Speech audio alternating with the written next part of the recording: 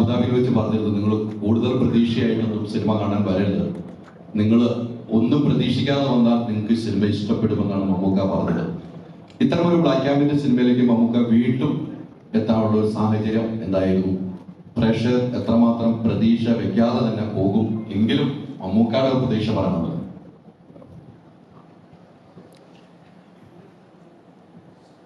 ഒന്നും പ്രതീക്ഷിക്കാതെ എന്ന് ഞാൻ പറഞ്ഞിട്ടില്ല. അതായത് നിങ്ങൾ ഒരു കാര്യങ്ങൾ തീരുമാനിച്ചു വരുന്നത് കഥ എങ്ങനെയായിരിക്കും, നിങ്ങളൊരു കഥ ഉണ്ടാക്കി വരുന്നേ ഞാൻ പറഞ്ഞു. സിനിമയ്ക്കൊരു കഥയുണ്ട്, അത് നിങ്ങൾ സിനിമകൾ അറിയുന്നതാണ് നിങ്ങൾ പറഞ്ഞു. എന്തേ പറഞ്ഞു? ഞാൻ നിങ്ങൾ അങ്ങനെയല്ല വിചാരിച്ചത്, ഇങ്ങനെയല്ല വിചാരിച്ചതെന്ന് പറയുന്നത് മാത്രമേ പറഞ്ഞുള്ളൂ. എന്റെ ആവശ്യക്കാരെ കുറ്റപ്പെടുത്തുക ഒരിക്കലും. അതൊരു ശുദ്ധമനത്തിലൊരു എന്താ പറയുക, ശൂന്യമായ മനസ്സുള്ള സിനിമയ്ക്ക് നമ്മൾ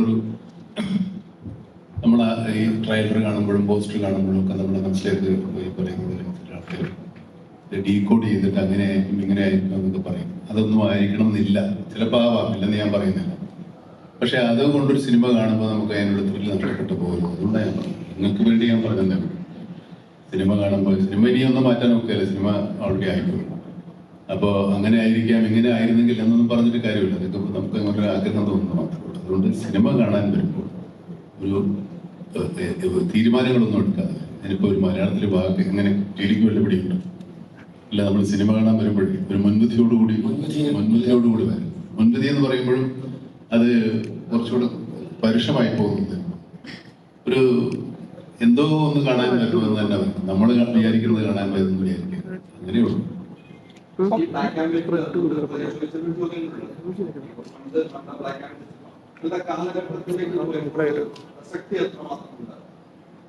പ്രസക്തിയൊന്നും പ്രത്യേകിച്ചില്ല.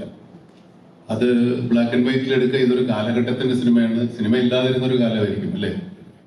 സിനിമ ഇല്ലാതിരുന്നൊരു കാലത്താണ് ഈ സിനിമ നടക്കുന്നത്. അതുകൊണ്ട് ഞങ്ങൾക്ക് ബ്ലാക്ക് ആൻഡ് വൈറ്റ് ആക്കി എന്ന് വേണേൽ പറയാം. അതുമല്ല, ബ്ലാക്ക് ആൻഡ് വൈറ്റ് പുതിയ തലമുറയ്ക്ക് ഒട്ടും അനുഭവിച്ചിട്ടില്ലാത്തൊരു സംഭവമാണ്. അതുകൊണ്ട് അതൊന്ന് കണ്ടറിയാം. പിന്നെ ഈ സിനിമ അതിന് പറ്റിയൊരു സിനിമയാണ്. ഒരു കാലം കൊടുത്തുകൂടെ ആളുകൾക്കിലേക്ക് സത്യസന്ധമായി മനസ്സിലാക്കാനോ അല്ലെങ്കിൽ അവർക്കത് ഫീൽ ചെയ്യിക്കാനോ തോന്നുന്നത് കൊണ്ടാണ് കുറച്ചുകൂടെ പഴയ കാലത്തെ ബ്ലാക്ക് ആൻഡ് വൈറ്റ് എടുത്തത്. നമ്മൾ ഈ പണ്ടൊക്കെ ഫ്ലാഷ് ബാക്ക് കാണിക്കുമ്പോൾ ബ്ലാക്ക് ആൻഡ് വൈറ്റ് കാണിക്കുമായിരുന്ന അധികാരങ്ങൾ.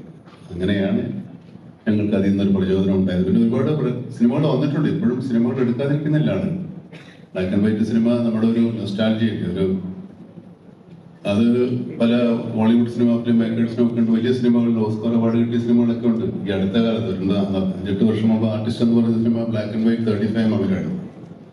അപ്പൊ അത് നമ്മൾ അത്രത്തോളം ആലോചിച്ചിട്ടല്ല, നമ്മുടെ ഒരു ആഗ്രഹത്തിന് വേണ്ടി ബ്ലാക്ക് ആൻഡ് വൈറ്റ് സിനിമ നമുക്കും വേണ്ടി വരണം. വേണ്ടേ? ഫസ്റ്റ് ഓഫ് ഓൾ ഇന്നത്തെ ഔട്ട്ഫിറ്റ് അടിപൊളിയായിരുന്നു. ബ്ലാക്ക് ആൻഡ് വൈറ്റ് അല്ലേ? എല്ലാരും ബ്ലാക്ക് ആൻഡ് വൈറ്റ് അല്ലേ? ഇവരെല്ലാരും വൈറ്റ് ആൻഡ് ബ്ലാക്കും, ഞാൻ ബ്ലാക്ക് ആൻഡ് വൈറ്റും ആണ്.